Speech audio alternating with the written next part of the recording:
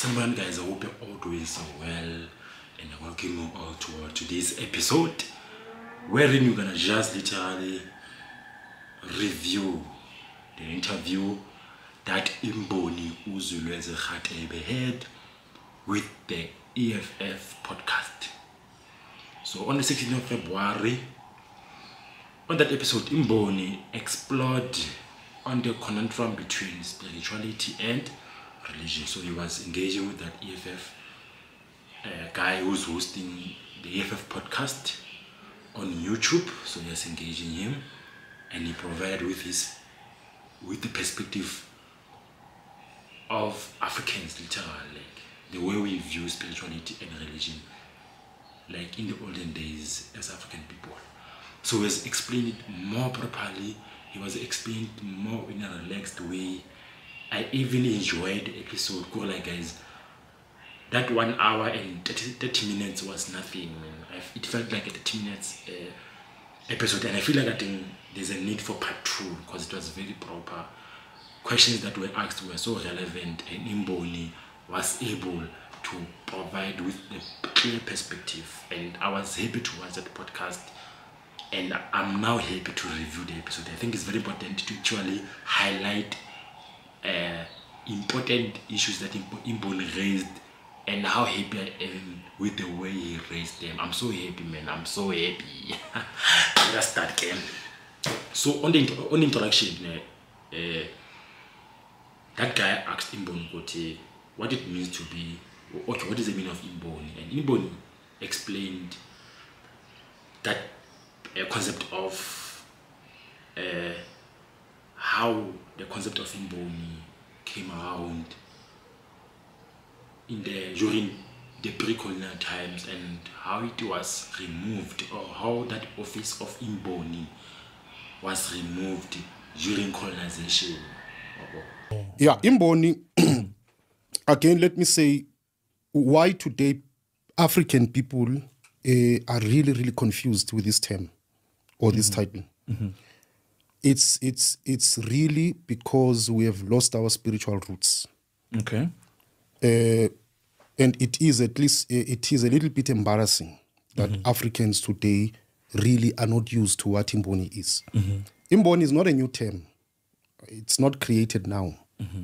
Imboni simply means that is somebody who sits in a very high hierarchy in the spiritual terms. So Imboni is a spiritual guider. Oh, okay. Yes, he's a spiritual guider. So our ancient kings, you go back to your pharaohs, they were what you can term your indigenous traditional kings. That's what we call them here, even pharaohs. But you also had what you would also term a spiritual king. I think it makes sense when you put it that way. So the spiritual king, which in many terms was Imboni, the one who sees things, and who used to guide then the nation. Because what you term Izwelo Moya, the spiritual realm, does not speak to ordinary people. It speaks to those who are chosen spiritually, who are born. So the spiritual realm, when it has messages, it will pass those messages to the elected one, the spiritual one. Then they pass it to the nation. Another very, very good example of Imboni, because we have to explore Imboni. Of course, yes. Would be what you term namhlanje, they call it a prophet. Oh, okay. I was mostly called like that before. Yeah. I do allow it a bit today because of Abantu, they are not enlightened about African indigenous spirituality. They are more enlightened about religion. So prophet actually is not an African term. It's a Hebrew term for what they in their religion called Judaism. They have people called prophets. Prophets and Imboni are not the same, but very similar. So because today we know prophets, I would allow myself to be called a prophet. But Imboni it's in the African terms, not in the Hebrew terms. We are Africans, we are not Jews. And we follow African indigenous spirituality where we don't follow Judaism. Okay. So I think in that context, people have some kind of light. So Imboni were people who were there. But because of colonization, it did not only wipe and here comes politics and spirituality, did not only wipe out our, things that you can term them under politics, it caused even further damage than what politics today talk about. It caused a spiritual onslaught where it removed African people from their spiritual roots and replaced its spiritual roots with religion. She was the one, Imboni mentioned the colonizers, when they came into Africa, they scraped away. The one thing that they started to do was to remove the Imbonis, the spiritual guidance of the nation. Those, the seers who were actually advising the kings of that time, before colonization, who were advising the kings, or go to the king, there's a war coming, therefore you must do this and that and that. Hence, we as Africans won many wars through the assistance of Imboni. And one of them was Imboni Mantsopa. The recent one is Imboni Mantsopa of Lesotho, who was the seer for the people of Lesotho during the times of wars against the British colonialism. So he was Imboni Mantsopa. Nkgono Mantsopa was able, this one, was able to provide with advices to Imboni Kuti, to Inkosi Moshweshe Kuti. Inkosi, there's a war coming, therefore please do this and that for your people, so that you can win these wars. And they would win the wars. Abantu Babasotho. During the African wars, Imboni Mantsopa played a big role in that war through the formation of the so that's how that's one of the importance of Imboni in our midst, guys. Even Inkosi Shaka had seers around him. He was not fighting wars in jail. He was not fighting wars in jail because they must fight, but he was advised to fight in this strategies of the war. He was assisted by seers to win most of his wars. That's how important the Imbonis are, or the office of Imboni is today in our life and during the pre-colonial times, and during even during the period of apartheid, colonialism, and whatsoever. Yeah. So Imboni, in the first 6 minutes of the podcast, he explained the meaning of Imboni as a spiritual guide and how the colonizers wiped out our spiritual guiders and replaced our spiritual guiders or our spiritual roots with religion. And he further explained the birth of Abrahamic religions, Islam, Judaism, and Christianity. I actually loved the way he explained the birth of Abrahamic religions, which are Islam, Judaism, and Christianity. So I love the way he explained them, its formation, those kind of juices. So I mean, I loved the way he explained it. And he further mentioned Goti, religion is academia. It was man-made. Religion, when he says in academia, it means it was man-made. There were scriptures, there were things that were written there to suit the narrative of that specific religion. Just like Christianity, scholars were involved, academias were involved to write, to actually take some text from African scriptures, or olden African scriptures that were proper and their own thinking. Okay, if you can mix these two, therefore, if you can mix these two and actually change this one of African perspective and make it our own way, write it in our own way, therefore we would colonize this which means religion actually was created to actually trap the minds of people inside a class. Specifically for Christianity, for Southern African countries, we are a Christian side of everything, which means we are Christianized as southern parts of Africa. So he explained what a religion, specifically Christianity here. There was a purpose for Christianity to come into South Africa, or to the southern part of Africa, there was a purpose, and that purpose was to colonize the people of the Southern African. Okay? So there were scriptures that were written of African, and the ones that they came with, and they changed this one of African to suit the narrative.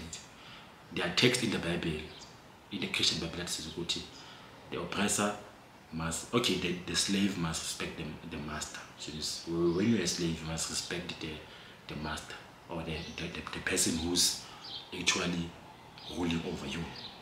So those chapters or scriptures were forced onto our people. You must know this and believe in this Bible. When you don't believe it, we're gonna kill you. When you don't believe in Christian, we're gonna kill you. That's how we developed the concept of being, the concept of accepting, of being slaves.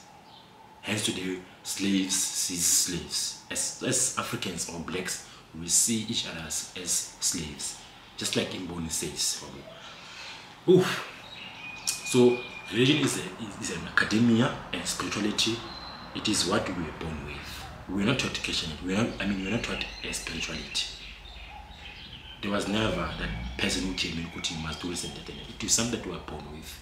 It is something that is passed on from one generation to another through in our DNA. It's there in our DNA, spirituality. We are born with it. We just need to inculcate it throughout the years. Yeah. And please watch the video when he explains thoroughly. Now he spoke about the concept of Nicaea, on how the concept of Jesus was created, and the scriptures that were chosen, and which is for his position. I feel like the concept of Jesus, when he explains it, the concept of Jesus came in through that Council of Nicaea that was held in Germany for 3 months. Please go through and actually research about it, guys. That council was there for 3 months, and it actually outlined the picture of Jesus. This is the Jesus, and you must go with this concept to the Africans. This is the Jesus that they must pray to. This is the Son of God that you guys must pray to as Africans. That's where the concept of Jesus came from. So you must go and read the Council of Nicaea and the position of Jesus, where Jesus can be placed in terms of hierarchy, spiritual hierarchy of Christianity, as they say. Yeah. So Mboni explained a lot there, guys. Go and watch the episode. Now, he further explained in that Council of Nicaea, there were scriptures that were excluded. Where are they, and why did they exclude them? That should be the question. There are many scriptures that were written, and some of them were excluded from the Bible that we are using today in the southern part of Africa. Where are those scriptures? They are not there to be found. Now, the host asked Mboni, do miracles exist? Or do miracles in religion happen? So now Mboni answered by saying, some stories about miracles in the Bible, as per research, were taken from what happened in Africa before religion came. So Mboni, remember, he's a doctor. He studied religion, so he knows what he's talking about. So he explained, in the Bible, the miracles in the Bible were actually stolen from the miracles that took place here in Africa. In Africa, there are miracles happening, guys. Like on just an ordinary day, something can just happen that you can perceive as a miracle. And it's normal in some parts of African countries. So miracles do exist, but these ones in the religion, in the Bible, were actually stolen from our concept or from our experiences that we used to experience in the pre-colonial times here in Africa. So in religion, there are no miracles existing. They were just stolen. Those things were stolen from us. Yeah, it's like that thing of saying Jesus walked on top of the water.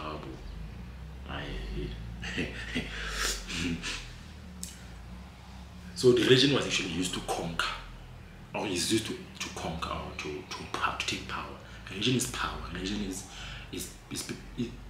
a collective of people who are power mongers, who are colonizers actually. in respect. And the conversation went by, and Imboni clarified the issue of a belief and knowing.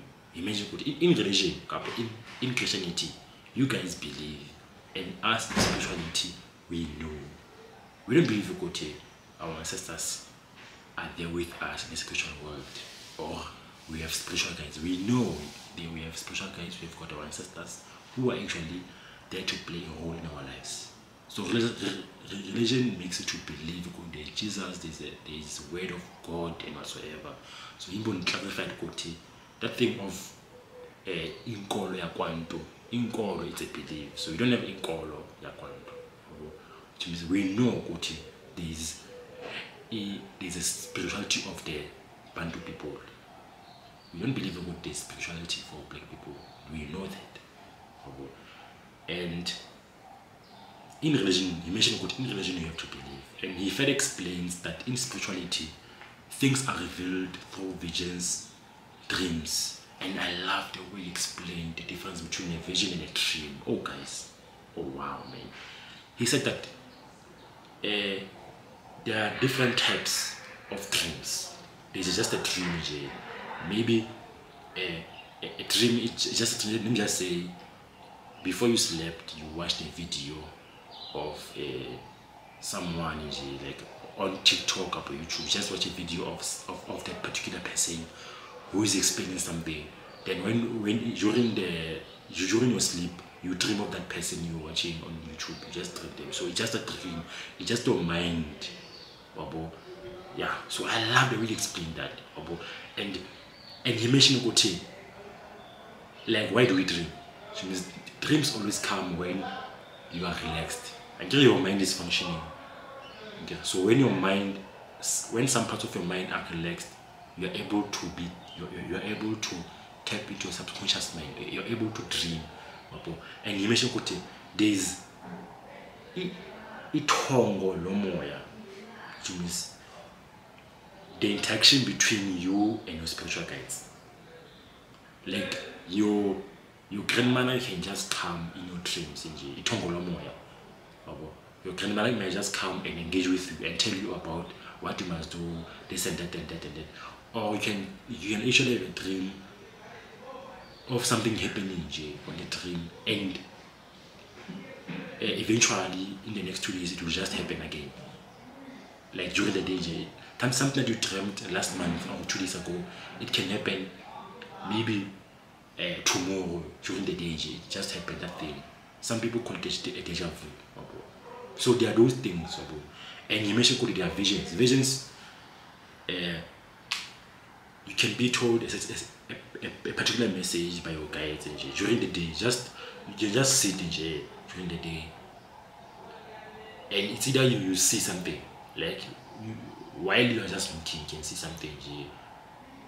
Your mind is here, but your spirit is somewhere. And something just happens they tell you about something. Let me just say your spiritual guides tell you about something. Okay. Let me just say you are driving and something just comes into your ears spiritually. You must take this road instead of this one. There's gonna be an accident. Yeah, then you just it's just a message from your spiritual guides. They are warning you. Take this road because this one there's gonna be a accident in the next 5 minutes. Then take this one. Okay. Yeah. Shorter messages. Visions are short. They're not long in most cases. Yeah. So he mentioned there are people who are wrongly going through initiations. So now he explained. He further explained. There are people who go through initiation wrongly, so to become Izango. He mentioned this happens because on the basis of not being able to understand or interpret a particular dream that has to do with initiation. So he further mentioned some people they just go to ukuyothwasa without actually going through right procedures or processes, or wrongfully so. Maybe you just dream of inyoka, or you dream of amabai, then you just go to ukuthwasa. Out of just one dream, I dreamed of this nyoka, I dreamed of my grandmother, I dreamed of just my grandmother. I go something, I go izinto zentwaso, or I dreamed of amabai. Therefore, ngiyotwasa mina.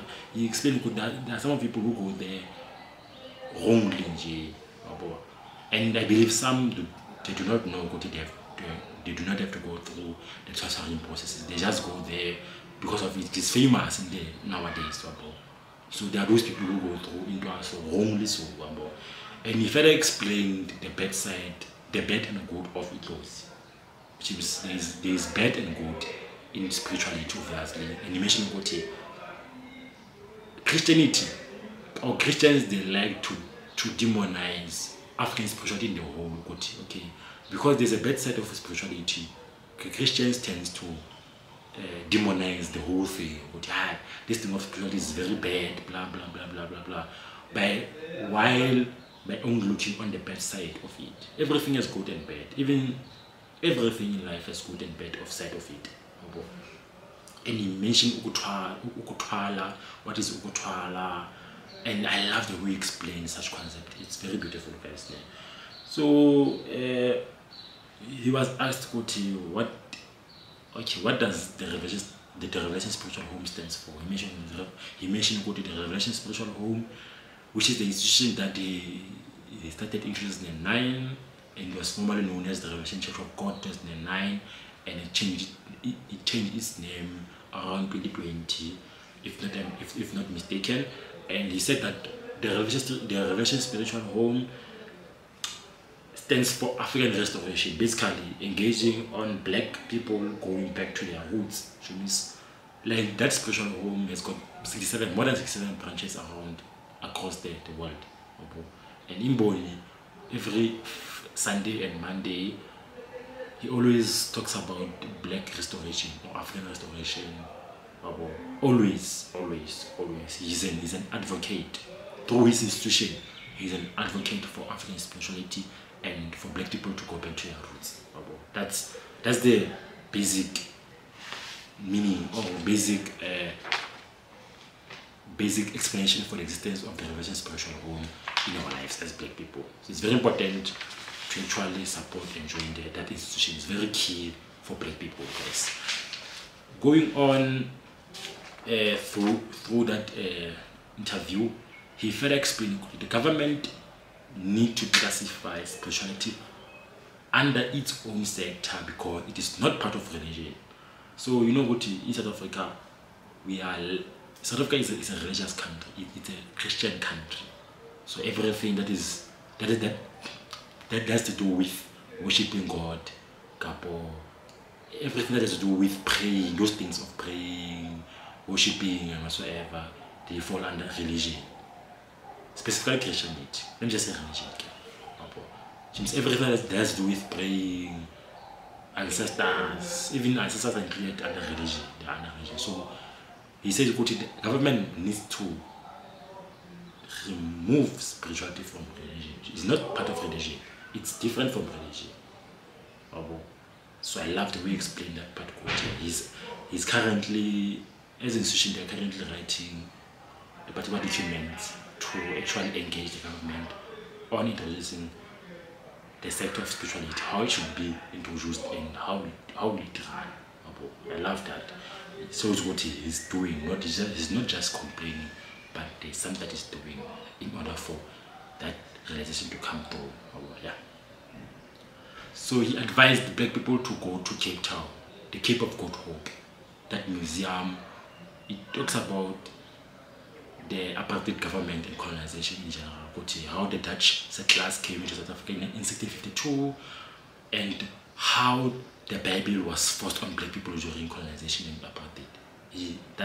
That's the basic thing. He wants people to know and understand everywhere that Christian or everywhere that the settler colonizers conquer, they put in the cross. In Cape Town, there is a cross that shows good we have conquered. Since the cross for settlers shows good they have conquered this nation. So we are conquered as South Africans as long as we are under Christianity and religion.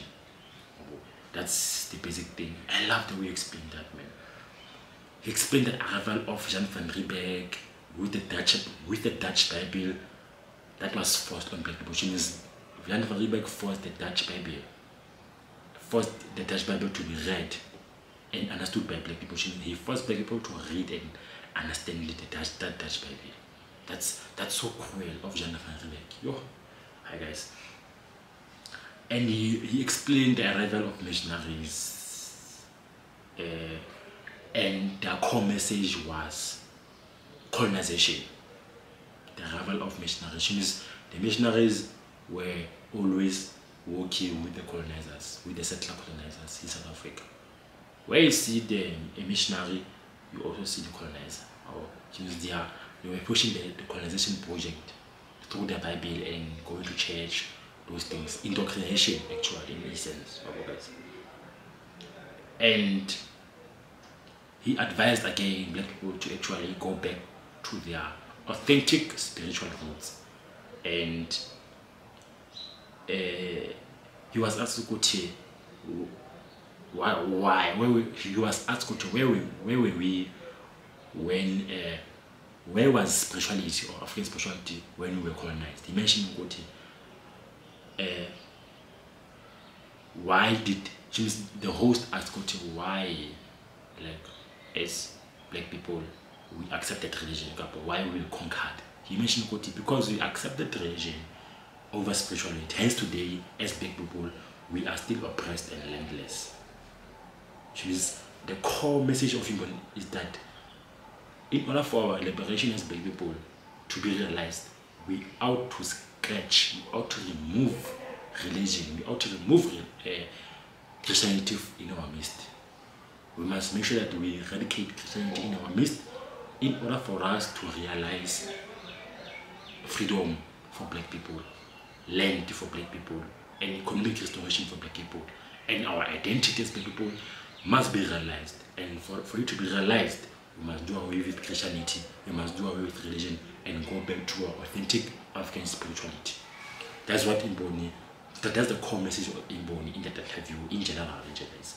And he was asked what would you like to achieve for Africans, and Imboni simply answered by saying that he wants to achieve black restoration or African restoration in general. Which means the black child identity must be restored. The black child must be restored mentally, spiritually, emotionally, and otherwise. Black child must be restored in terms of their identity, in terms of the way they speak, the way they think, the way they see things. That's the core message of Imboni in that interview and in general perspective and what he's doing inside the world. Lastly, he was asked about his prophecies. I know Imboni prophesied in 2017, prophesied in 2019, prophesied in 2019. Or like he actually had revelations actually. So that host asked him about his prophecies of the major shift. In 2017, he prophesied about the coming of a major shift, general major shift, politically, economically, and otherwise. And I'm gonna play you videos or the prophecies of Imboni talking about the major shift that you're gonna see beyond 2019. And there's another prophecy that he said to go to black people will wake up, use theaters of Voka, since the Africans will be liberated. There will be African revival actually. So there are those prophecies that he provided, and today we see them. Today we see their effect in our society, guys. So that's how important Imboni it is in our lives. So in conclusion, guys, I would like to say go and watch that podcast episode wherein EFF hosted Imboni, Dr. Uzlozo Khatebe on their podcast. And go and watch it, guys. You will never regret it. It's so beautiful to watch Imboni providing with his perspective for black liberation in general. It's so beautiful, guys. Go and watch it. You will learn a lot from that video. Githi makube njalo sithi Zulu elihle sithi you are respected Imboni Dr. Uzlozo Khatebe with your work. We are inspired by your work, and we see good you have taken the baton from Imboni Dr. Mutwa, Credo Mutwa, and from the generation of Nkhono Mantsopa. We see your work right now, Imboni Dr. Uzlozo Khatebe, and we'll continue supporting your work. We'll continue making sure that the ways that you are actually advancing in our society gets to be heard by many people around the world. I'm inspired by your work, and I will continue supporting your work. Imboni Dr. Uzlozo Khatebe. Ngithi noma kukhanye kumhlophe kudede kumnyama, Zulu elihle, Zulu nokukhanya, Zulu. Enkosi.